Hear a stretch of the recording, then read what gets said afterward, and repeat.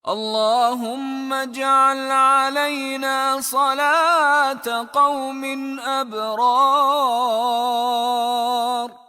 Innal hamdalillah nahmaduhu wa nasta'inuhu wa nastaghfiruh wa na'udzu billahi min syururi anfusina wa min sayyiati a'malina may yahdihillahu fala mudhillalah wa may yudhlilhu fala hadiyalah. Asyhadu an la ilaha illallah wa asyhadu anna Muhammadan abduhu wa rasuluh alladzi la nabiyya ba'dah amma ba'd. Puji dan syukur mari kita sama-sama panjatkan kepada Allah Subhanahu wa taala.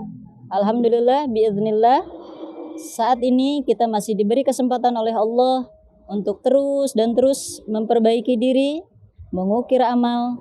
Mudah-mudahan bisa menjadi bekal untuk kehidupan kekal, yaitu di akhirat kelak. Para orang tua santri yang ana hormati dan Allah muliakan, para santri yang ana rindukan, alhamdulillah, walaupun kita tidak bisa bersua bertatap muka di dunia nyata, kita masih bisa diberi kesempatan untuk bersilaturahim walaupun di dunia maya.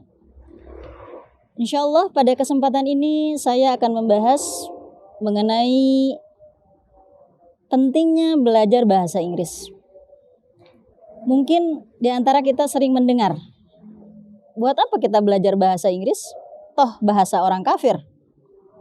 Bahasa Inggris tidak akan ditanyakan di akhirat, tidak akan dimintai pertanggungjawaban, dan berbagai ungkapan-ungkapan yang lain yang nampak seperti mendiskreditkan bahasa Inggris tidak penting. Anak-anakku yang Allah rahmati, sesungguhnya dalam Islam kita tahu bahwa setiap apa yang kita kerjakan tergantung kepada niatnya. Rasulullah Shallallahu Alaihi Wasallam menegaskan, innamal a'malu binniyat wa innama likulli imri'in ma nawa faman kanat hijratuhu ila dunya yusibuha. Al-Hadits. Setiap amal yang kita lakukan itu tergantung niat dari apa yang kita niatkan. Ketika kita belajar bahasa Inggris, niatnya adalah untuk mengikuti tren, gaya, atau sekedar supaya mudah karir kita, prospek bisnis kita dan sebagainya, maka pasti sesuai dengan apa yang Allah janjikan, hanya itu yang akan kita dapatkan. Tidak mendapat nilai lebih dari Allah Subhanahu wa taala. Maka anak-anakku yang Allah muliakan, ketika kita belajar bahasa Inggris, maka satu hal yang tidak boleh lepas dari niat kita adalah salah satu bentuk dari ikhtiar kita untuk menolong agama Allah. Kita tahu ada begitu banyak asatidz yang ketika mereka menguasai bahasa Inggris, selain ulum syar'i yang mereka kuasai, maka dakwah mereka begitu tersebar luas. Kita kenal Dr. Zakir Naik. Beribuan orang masuk Islam. Biiznillah atas wasilah dakwah beliau. Beliau orang India. Bayangkan ketika beliau berdakwah di Indonesia menggunakan bahasa India, di Jepang, di Amerika, dan di belahan dunia yang lain menggunakan bahasa India, mungkin tidak akan ada banyak orang yang faham atas isi dari dakwah beliau. Karena beliau berdakwah menggunakan bahasa Inggris, banyak orang yang faham dengan bahasa itu, maka ada banyak yang tersentuh, kemudian bisa masuk Islam. Kita kenal juga dengan Mufti Meng, ada Nauman Ali Khan. Bahkan di Indonesia sendiri kita punya Imam Syamsi Ali. Beliau seorang ustadz, menjadi imam masjid di Amerika Serikat. Bahkan hari ini beliau berencana sedang membuat pondok pesantren pertama di Amerika Serikat. Imam Syamsi Ali tidak mungkin bisa berdakwah di Amerika kalau beliau tidak menguasai bahasa Inggris. Maka bahasa Inggris itu menjadi wasilah yang sangat penting dalam dunia dakwah hari ini. Bahkan saya pernah membaca Syekh Al-Utsaimin itu berangan-angan bahwa beliau ingin sekali paham, bisa bahasa Inggris. Kata beliau, seandainya aku bisa bahasa Inggris, sungguh akan sangat banyak fadilah yang didapat. Kenapa? Lidakwatin ilallah. Kata beliau, untuk dakwah kepada Allah. Maka sungguh bahasa Inggris itu hari ini itu menjadi bagian yang sangat penting untuk kehidupan dakwah kita. Apalagi kita pernah mendengar mungkin ada satu ungkapan mengatakan, man arafa lughata qaumin salima min makarimihim. Barang siapa yang memahami bahasa suatu kaum, maka kita akan selamat dari tipu daya mereka. Kita tahu hari ini kebanyakan musuh Islam itu mereka yang berbahasa asing, terutama bahasa Inggris. Maka satu cara untuk kita sebagai seorang muslim supaya selamat dari tipu daya mereka adalah dengan memahami bahasa mereka. Antum mungkin pernah mendengar satu hadis bahwa Zaid bin Thabit oleh Rasulullah Shallallahu Alaihi Wasallam diperintahkan, diinstruksikan untuk mempelajari bahasa Ibrani. Kenapa? Karena saat itu yang menjadi hal yang ditakutkan oleh Rasulullah atau musuh Islam saat itu adalah orang Yahudi yang bahasanya adalah bahasa Ibrani. Maka Rasulullah Shallallahu Alaihi Wasallam memerintahkan Zaid bin Thabit untuk mempelajari bahasa Ibrani.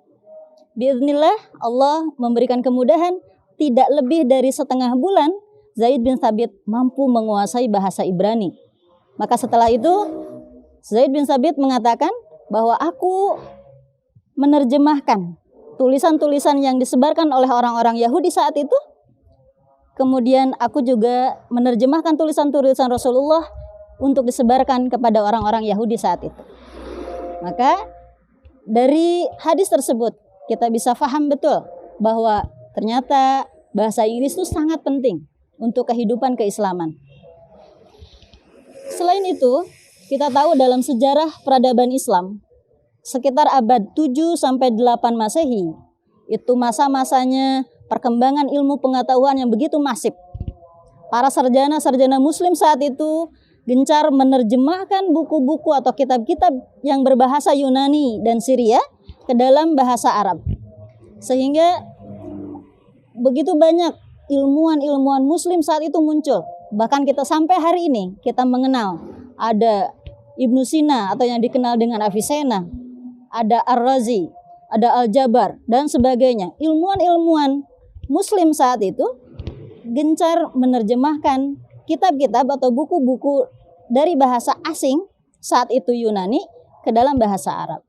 Maka hari ini ada banyak literatur-literatur yang sudah berbahasa Inggris. Maka bahasa Inggris menjadi kebutuhan untuk kita, terutama yang bergerak di dunia akademik, di dunia pendidikan. Melihat begitu banyak faidah, keutamaan-keutamaan dari mempelajari bahasa Inggris, terutama buat kita sebagai mukmin sejati, standarisasinya adalah untuk kemajuan Islam, liizzatil islami wal muslimin. Bukan sekedar untuk karir, bukan sekedar untuk gaul, bukan sekedar untuk gaya atau keren, tetapi untuk Islam. Maka anak-anakku, mari bangkitkan giroh kita untuk mempelajari bahasa Inggris. Jadikan belajar bahasa Inggris itu adalah kebutuhan kita. Sehingga ketika belajar bahasa Inggris itu menjadi kebutuhan, antum semua belajarnya tidak akan ketergantungan kepada asatidz yang ada di pesantren, kepada guru yang ada di sekolahnya masing-masing atau buku-buku yang ada di sekolah, tetapi akan terus mempelajari sendiri, menggali. Bahkan alhamdulillah hari ini begitu banyak media tersedia untuk kita belajar darinya. Jadikan belajar bahasa Inggris menjadi kebutuhan kita. Rasulullah Shallallahu Alaihi Wasallam menegaskan, ihris ala ma yanfa'uka wasta'in billah wala ta'jas. Bersungguh-sungguhlah atas apa yang bermanfaat untukmu. Mintalah tolong kepada Allah, wala ta'jaz, dan janganlah kamu merasa lemah. Jangan merasa rendah, jangan merasa minder. Bahasa Inggris susah, bahasa Inggris sulit, tidak bisa, saya memakannya hanya singkong, tidak keju, tapi kejo, dan berbagai ungkapan-ungkapan lemah yang lainnya yang sering kita ungkapkan. Wala ta'jaz, jangan berlemah diri. Man jadda wajada, Barang siapa yang sungguh-sungguh pasti dapat, pasti bisa. Mari saya ulangi kembali, bangkitkan kembali semangatnya, girohnya untuk belajar bahasa Inggris. Ya, buat kita, bukan untuk diri kita, tapi untuk Islam. Liizzatil Islami wal muslimin. Demikian yang bisa saya sampaikan, mudah-mudahan bermanfaat. Terus semangat belajar, karena itu menjadi bagian dari tugas kita sebagai hamba Allah. Rabbana atina fid dunya hasanah wa fil akhirati hasanah wa qina adzabannar. Wassalamualaikum warahmatullahi wabarakatuh. إلا به هو القرآن والفرقان إليه